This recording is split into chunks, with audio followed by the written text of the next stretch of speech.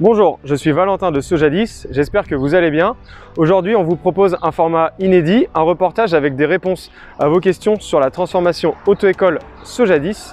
Vous êtes une auto-école et vous venez de prendre livraison de votre véhicule transformé en auto-école à Sojadis, alors cette vidéo s'adresse à vous. Au cours de cette vidéo, nous allons vous présenter le processus de transformation auto-école Sojadis et nous allons clarifier 3 sujets: le positionnement et le fonctionnement du boîtier auto-école Monidis, le positionnement du rétroviseur additionnel intérieur et la neutralisation de la pédale d'accélérateur du pédalier auto-école. Commençons par découvrir le processus de transformation auto-école à Sojadis.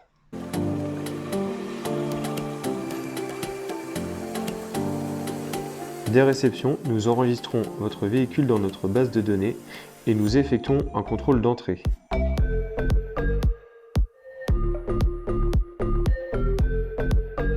Nous installons un boîtier auto-école pour le moniteur, ainsi qu'un double pédalier à tringlerie et un kit de rétroviseur additionnel.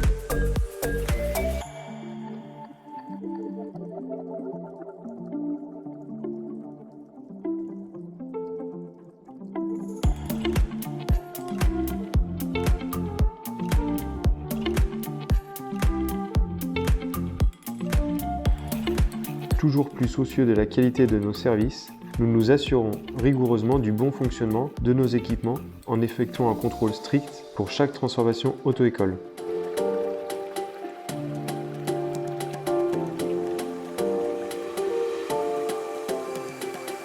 Aussi, nous prenons soin de votre véhicule en le stockant dans un entrepôt fermé et sécurisé.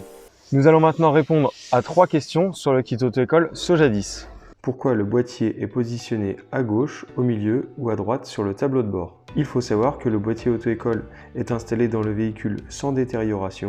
Nous l'installons à l'aide d'une patte de fixation en prenant compte des contraintes techniques du véhicule. Maintenant que le Monidis est fixé, voyons comment il fonctionne.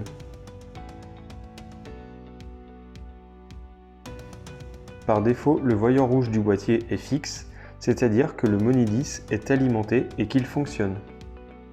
Sur le véhicule, par défaut, il y a une position auto, donc les veilleuses sont activées et le voyant est orange fixe.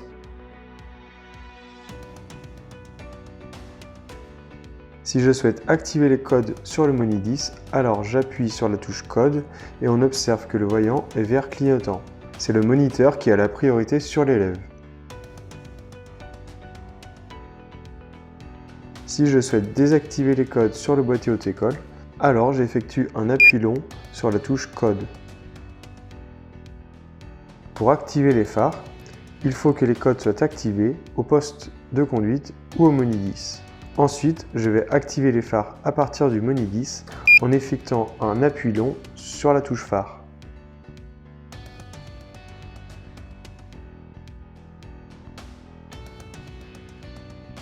Pour désactiver les phares, j'appuie sur la touche code.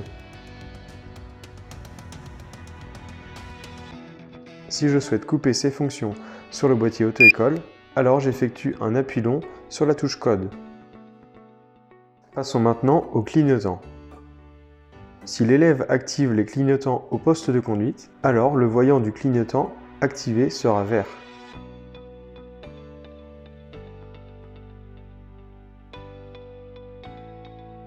Si je souhaite activer les clignotants sur le Monidis, alors j'appuie sur la touche et le voyant sera orange.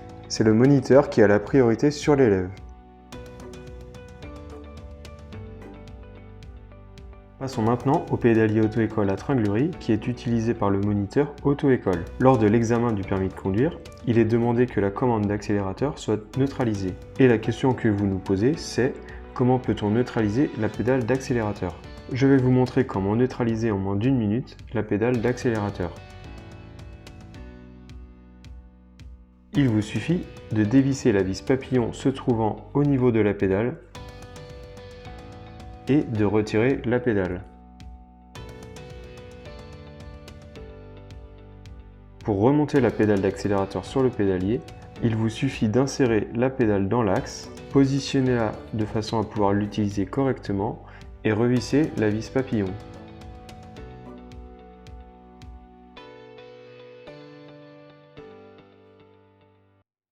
Enfin, nous abordons le sujet du rétroviseur intérieur additionnel. Vous avez été nombreux à nous contacter pour nous faire part de vos remarques sur le positionnement de ce rétroviseur sur les véhicules Peugeot 208, pourquoi le rétroviseur intérieur additionnel se trouve à droite du rétroviseur d'origine. Nous avons décidé d'installer le rétroviseur additionnel à droite du rétroviseur d'origine pour les raisons suivantes. Le champ de vision du conducteur serait obstrué par le rétroviseur additionnel. Pour résoudre cette problématique, nous collons le rétroviseur additionnel avec une pastille adhésive pour pouvoir le déplacer et le repositionner en cas de gêne. Enfin, nous installons un rétroviseur extérieur additionnel à droite pour compléter les possibilités de rétrovision. Voilà, la vidéo est maintenant terminée. J'espère qu'elle vous aura plu et qu'elle aura répondu à vos interrogations.